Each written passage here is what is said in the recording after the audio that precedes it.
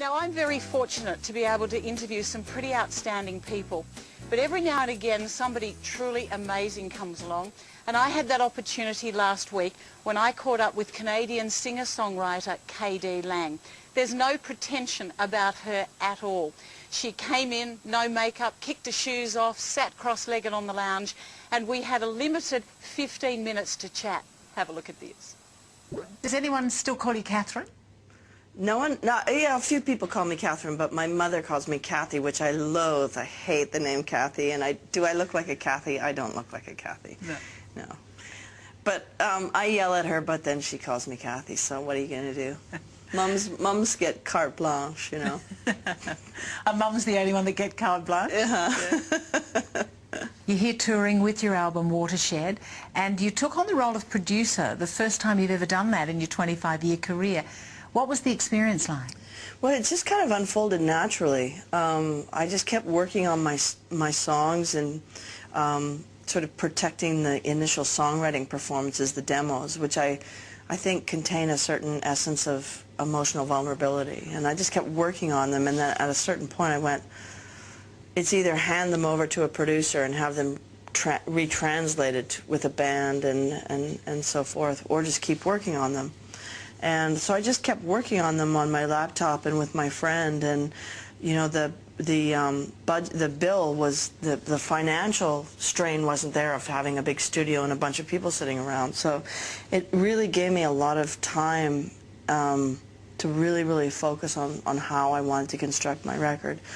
It was actually a very pleasurable process. The only struggle I really had was you know, being really honest about whether I thought my performances and where I was taking the record was the right way.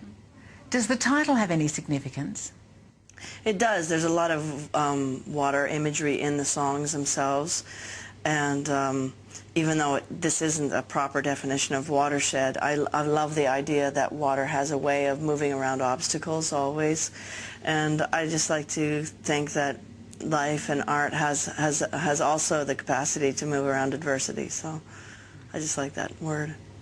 Flame of the Uninspired's my pick on this album. That's kind of a self-imposed lecture.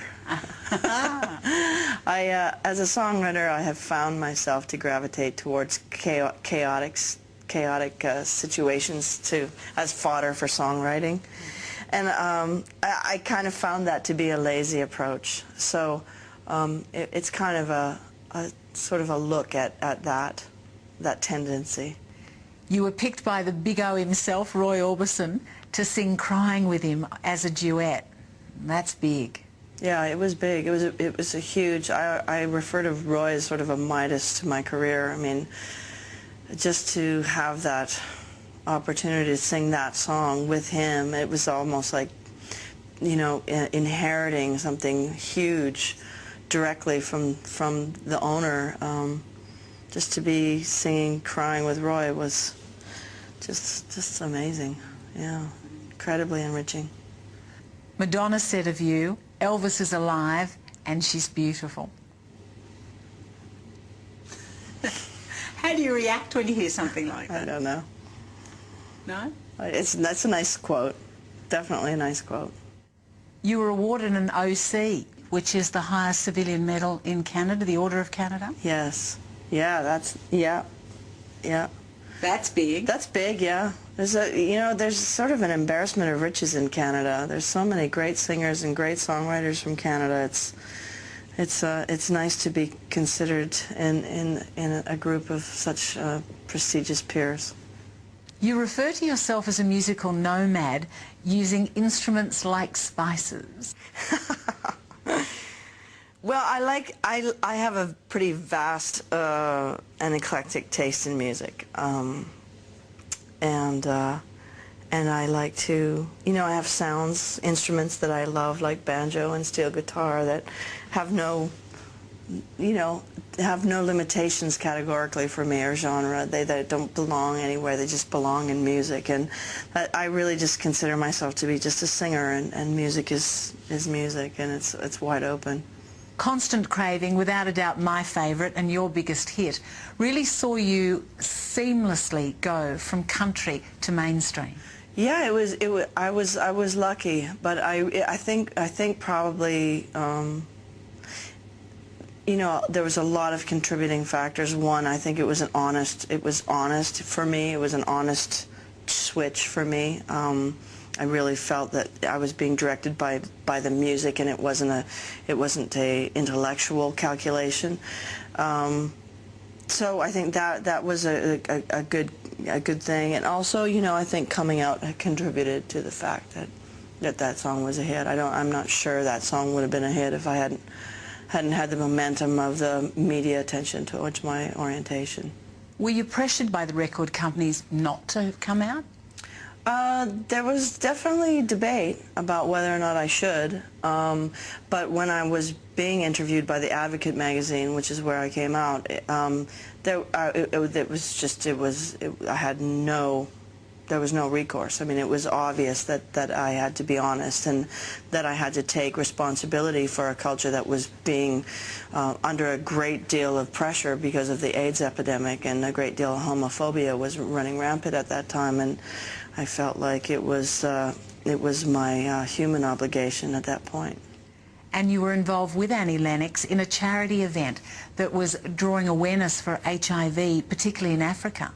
Yeah, Annie and I have known each other for a long time, and you know, she approached me, and of course I would be involved with that.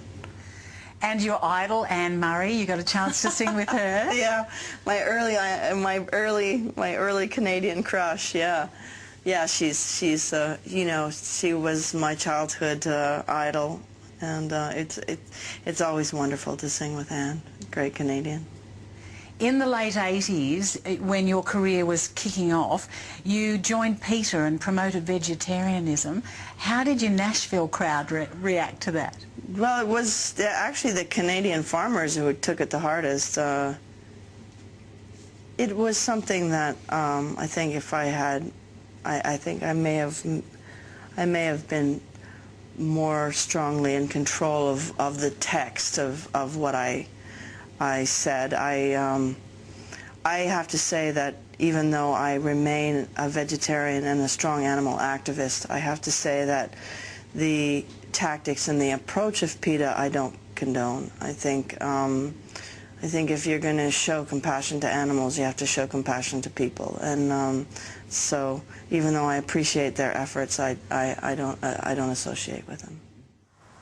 Stay with us, part and back. I continue my chat with Canadian singer-songwriter K.D. Lang. She has so many achievements to her credit. Let's find out more.